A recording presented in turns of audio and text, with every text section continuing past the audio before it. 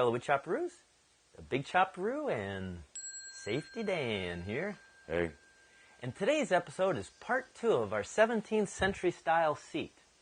Now in part 1 we showed you how to turn the leg and make the mortises. Now in this episode we're going to show you how to make the tenons going into it, as well as attaching the top. And of course, if you missed any part of this, well, you can check out part 1 at the link below. You done being a blabbermouth? Well, I was just trying to catch him up to speed with where we're at. No, dude. Enough. Brett, you want to tell him what's next? You know, you didn't have to call me a blabbermouth. Well, you just go on and on and on about nothing. I'm just trying to tell him Okay, you two. No, dude, they're not even paying attention. Oh, they are. While Chad and Safety work through their lover's quarrel, let's head over and continue the building of the 17th century seat. Chad has on the side aprons here, and you'll note the ends have a 7-degree cut on them. He's laying out the depth to what will soon be the tenon.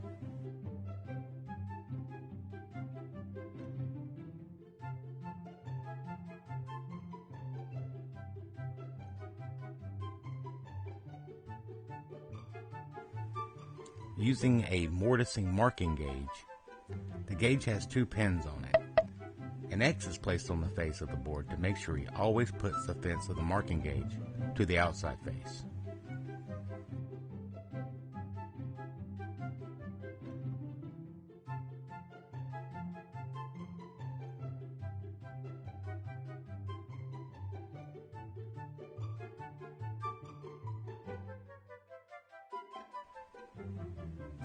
Using a stacked dado set on his table saw, he attaches a sacrificial board to his miter gauge and turns the miter gauge to 7 degrees.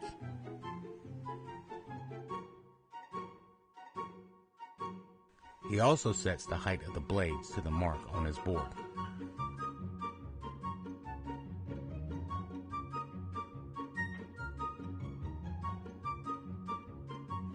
The stop block on the sacrificial board helps him to make the proper width of the tenon.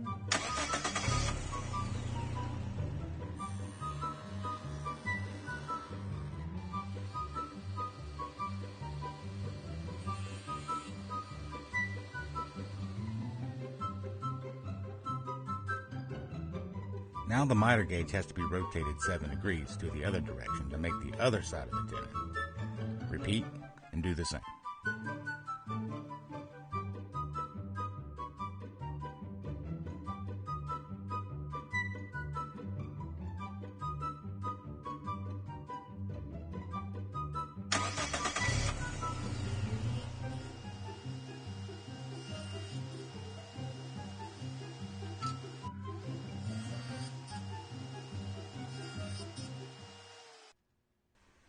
The tenons aren't quite done yet.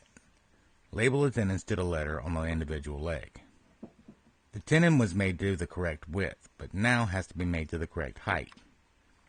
Place the apron on top of the leg and mark where the mortise starts and stops.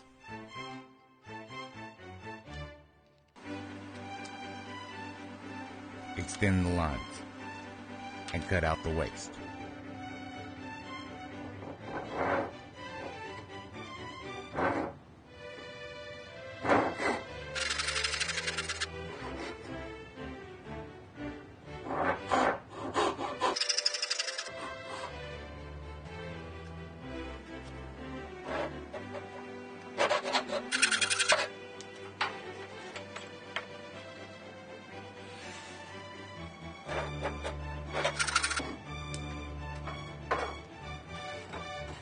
Test fit the tenon. It's better to be a little too fat versus too thin. In this case, it's too fat. So by using the shoulder plane, Chad can sneak up the size for a perfect fit.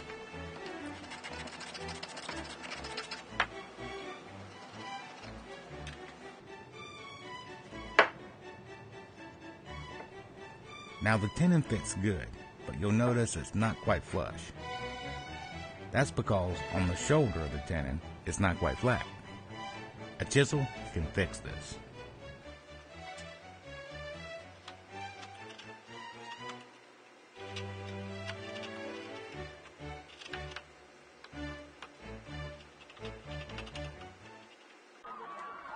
Now it's a nice flush fit. Way to go! Now these tenons aren't quite done, because two of them will be intersecting each other when put in place. The ends of the tenons have to be mitered at 45 degrees. This can be done quickly on a belt sander.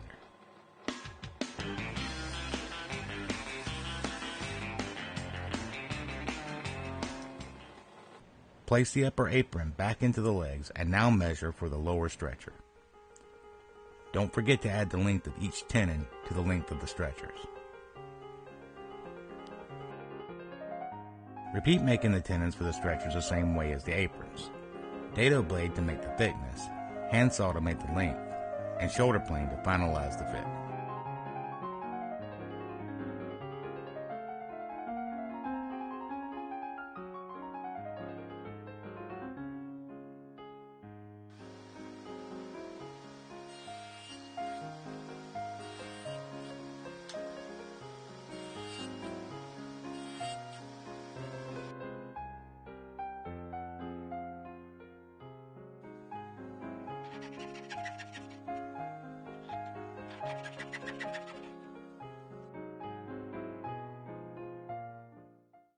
Then place all the pieces in and do a test fit, but don't glue it all together just yet. You'll note the legs on the sides are not flush with the apron. This has to be fixed next. The jig that was used previously for mortising will be used here again.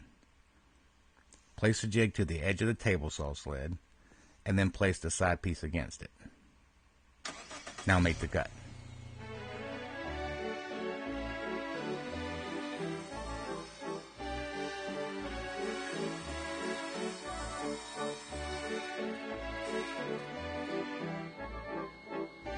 Do the same for the feet of the legs.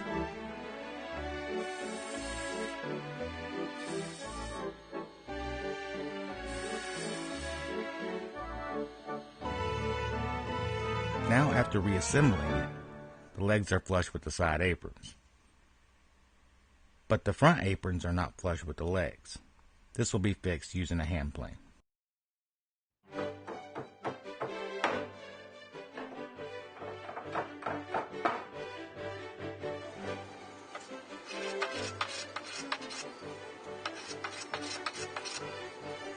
Now with it still disassembled, Chad has decided to chamfer the lower stretchers on the router table. This will ease any sharp edge if someone sitting on it should rest their foot on the stretcher.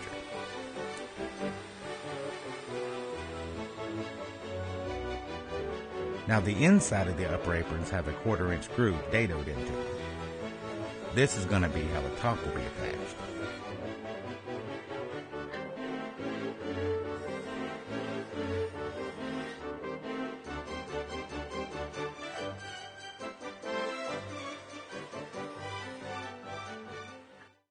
Woohoo! Whoopee! Yeah. Finally, the time has come to glue and clamp it all together.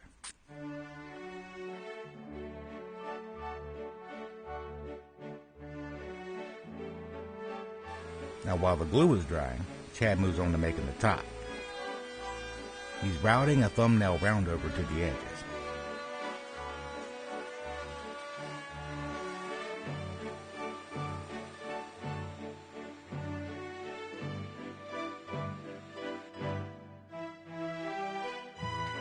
With the top done, he's making the top fasteners. He begins making a 1/4 inch rabbet on a strip of wood. Then he drills a series of holes and chamfers them.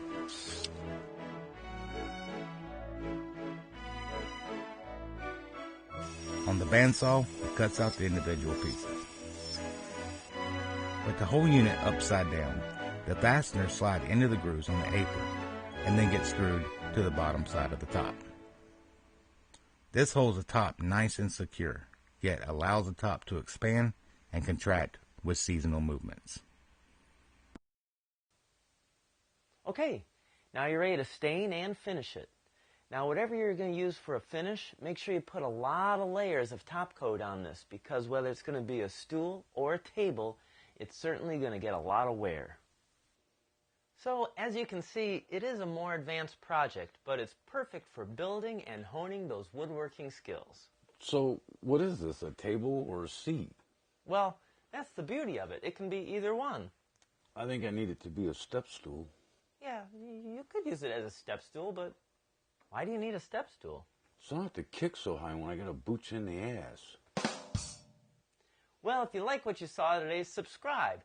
And don't forget to check out our website, where we got blog, free plans, and more.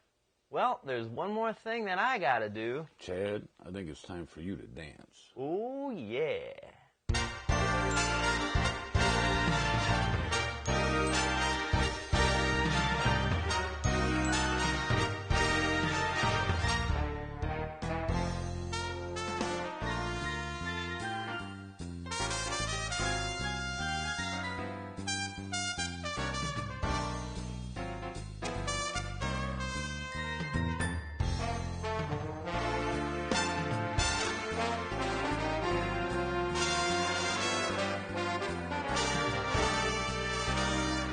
This program brought to you by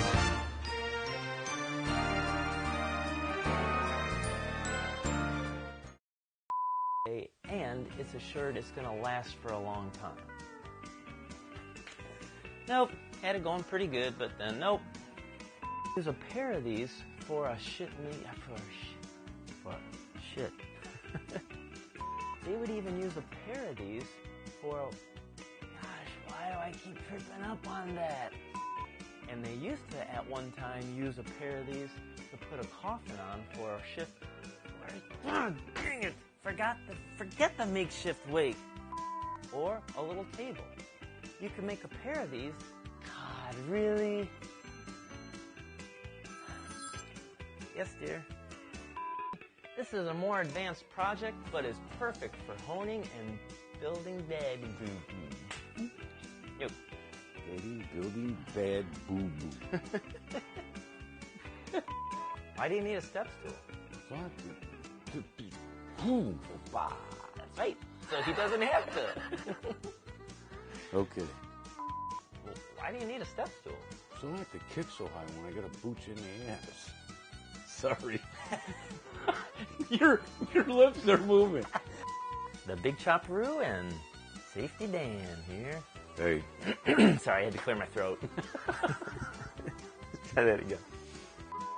You done being a blabbermouth? Well, I was just trying to catch him up to speed with where we're at.